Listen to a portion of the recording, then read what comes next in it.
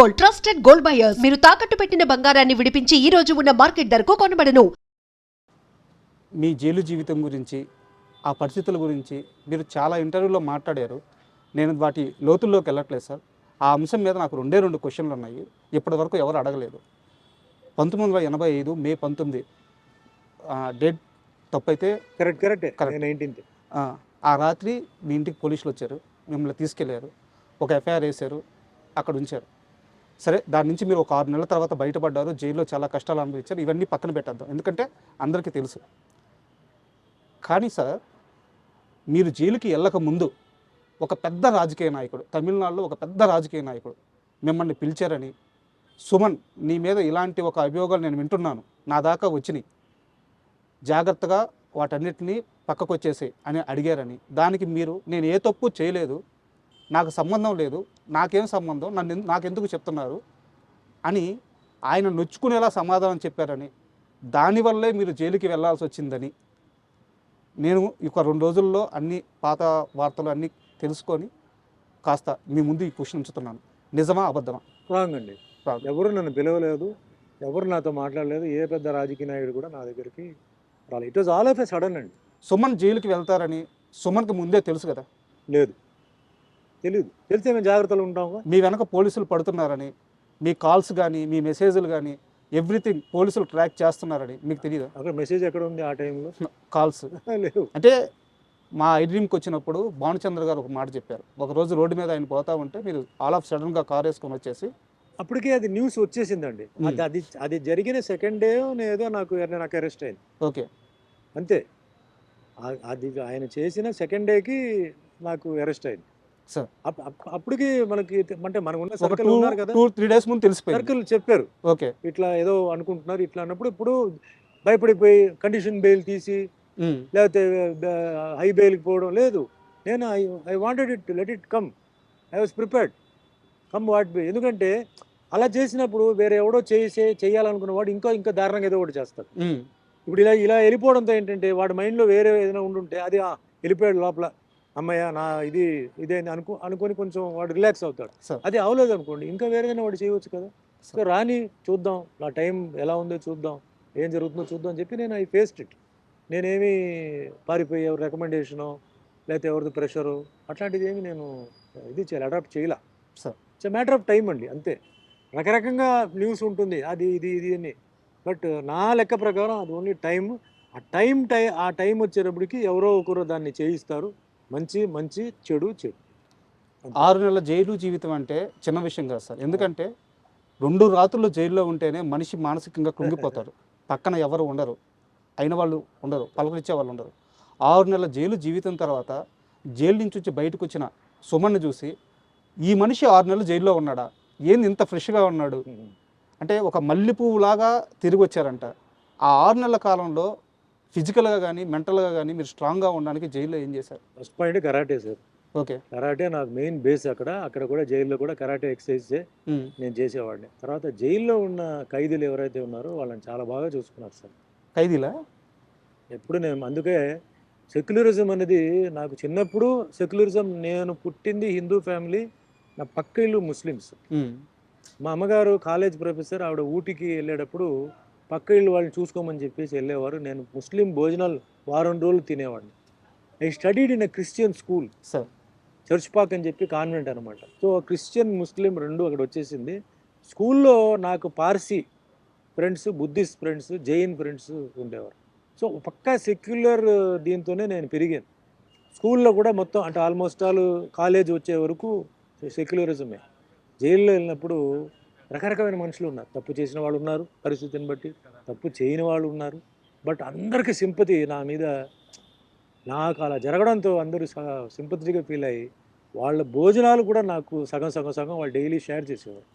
మీరు తగ్గకూడదు సార్, మీరు ఎలా వచ్చారో బయటికి వెళ్ళినప్పుడు దానికన్నా మీరు బెటర్గా వెళ్ళాలని చెప్పి వాళ్ళకి ఇస్తుందే రేషన్ అండి. వాళ్ళకి ఫ్రీ మీల్స్ ఉండదు. అవును. ఆ రేషన్లో కూడా నాకేంటంటే నాకు టిఫిన్ కానీ మధ్యాహ్నం భోజనం కానీ నైట్ నాన్ వెజిటేరియన్ అన్ని పెడతారు, వారానికి 3 సార్లు పెడతారు.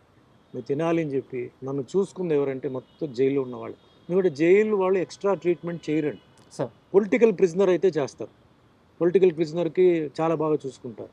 బట్ నార్మల్ పర్సన్ ఎవరైతే రిమాండ్లో వచ్చున్నారో వాళ్ళని మామూలుగానే ట్రీట్ చేస్తారు.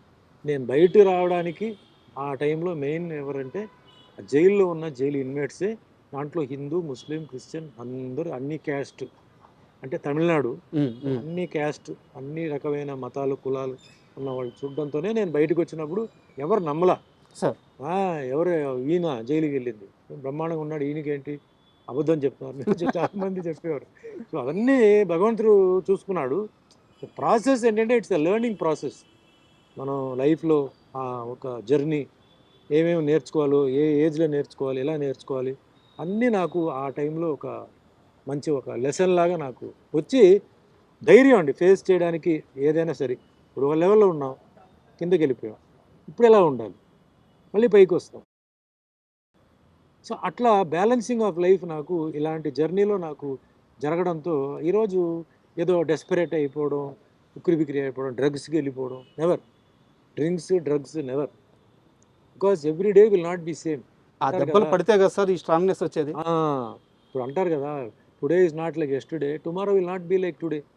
అది మైండ్లో కొన్ని అలా ఫిక్స్ అయిపోతే మళ్ళీ ఎవడేం పీకలేరు.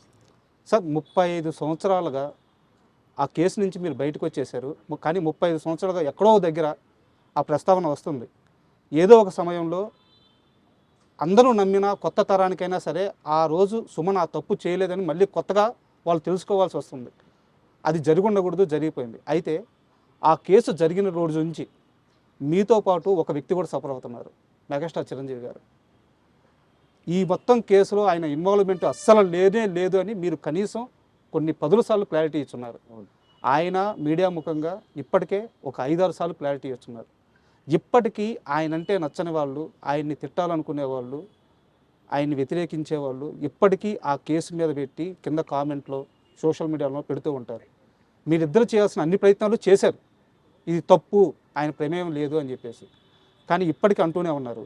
ఇందాక నేను మిమ్మల్ని ఒక వరం అడిగాను, ఆ వరం ఇప్పుడు మీరు చిరంజీవి గారికి ఫోన్ చేసి ఒక్కసారి దీపావళి శుభాకాంక్షలు చెప్తే. ఇప్పుడు అది వద్దు sir, I don't want to బార్జెన్.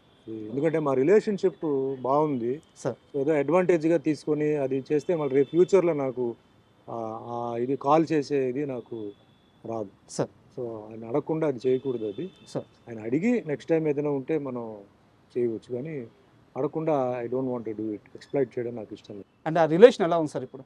నా మీద కానీ చిరంజీవి గారి మీద కూడా ఏంటంటే ఎప్పుడు ఉంటాయి, ఎంత మంది చేసినా పినాలే వెనకాల ఎవరో ఒకరు ఉంటారు. సో ఏదో ఒకటి ఇలా చేస్తే అది సుమన్ చేసినట్టు, లేదా ఏదో ఒకటి కమెంట్ చేస్తే అది చిరంజీవి చెప్పినట్టు అని ఒక దాంట్లోనే ఒక థ్రిల్ వస్తుంది వాళ్ళకి. నేను చెప్తాను చూడండి మీకు థ్రిల్ అంటే ఈ పర్వర్షన్లో. ఇప్పుడు మీ చాలా I'm very sorry to say, YouTube ఛానల్స్లో మేము ఆర్టిస్టులు చనిపోయినట్టు కొందరు వేస్తుంటారు. అవును సార్, చూసే ఉంటారు. అవును. ఏదో ఫోటో పెట్టి అవును. లాంగ్ షాట్లో ఏదో మా రిజంబ్లెన్స్ కొంత పెట్టి మధ్యలో క్లోజప్లు పెట్టి, అది పర్వర్షన్. అది వన్ టైప్ ఆఫ్ పర్వర్షన్. అలాగే ఇది ఒక టైప్ ఆఫ్ పర్వర్షన్ ఇది. సో దాన్ని మనం ఏం చేయలేం. ఇప్పుడు ఆ పర్వర్టెడ్ మెంటాలిటీ ఉంది చూసారా, దాన్ని మనం ఏం చేయలేం. కానీ ప్రాసెస్లో ఏమవుతుందంటే చాలామంది బాధపడతారు, చాలామంది షాక్ తింటారు, చాలామంది అభిమానులు తట్టుకోలేకపోతారు. వాళ్ళు ఫోన్ చేసి మాకు అడుగుతుంటారు, సార్ ఏదో న్యూస్ వచ్చింది ఇట్లా అంటే వేరే హీరో మీకు తెలుసు కదా జరిగిందా సార్ అట్లా అంటారు. అదేంటి వాళ్ళు అంటారు అంటే ఛానల్ చూడండి, మెయిన్ టీవీ ఛానల్స్ చూడండి అంటే ఛానల్స్లో రాలేదు సార్ అంటే ఉండండి అని చెప్పి మళ్ళీ మేము ఎంక్వైరీ చేసి లేదు అదేంటి సార్ టీవీలో అట్లా వేస్తారేంటి అని బొమ్మ వేసి బాడీ చూపించి అంటే మీరు సరిగా చూడండి అయ్యా బాడీ ఎవరిది, అది ఏంటది, ఫోటో ఉండొచ్చు కట్ షాట్, అది అవును, ఈ ఫోటో అది బాడీ, పాపం వీళ్ళు తెలియదు ఎడిటింగ్. అవును, అట్లా చాలా జరుగుతున్నాయి. సో అట్లా ఏంటంటే పాపం చిరంజీవి గారిని ఆ విధంగా ఇచ్చేయడం ఒక శాడిజం. అది ఆయన్ని ఏదో మెంటల్గా హ్యారెస్ చేయాలని వేరే రకంగా వాళ్ళు చేయలేకపోతున్నారు, కనీసం ఈ రకంగా చేయాలని చెప్పి పాపం చేస్తున్నారు. అంటే అంతకన్నా వర్స్ట్ ఫెలోస్ ఇంకెవరు లేరు. నేను చిరంజీవి గారు బెస్ట్ ఆఫ్ ఫ్రెండ్స్ అండి. మేము అప్పుడప్పుడు కలుస్తుంటాం, మాది గెట్ టుగెదర్ ఉంటుంది.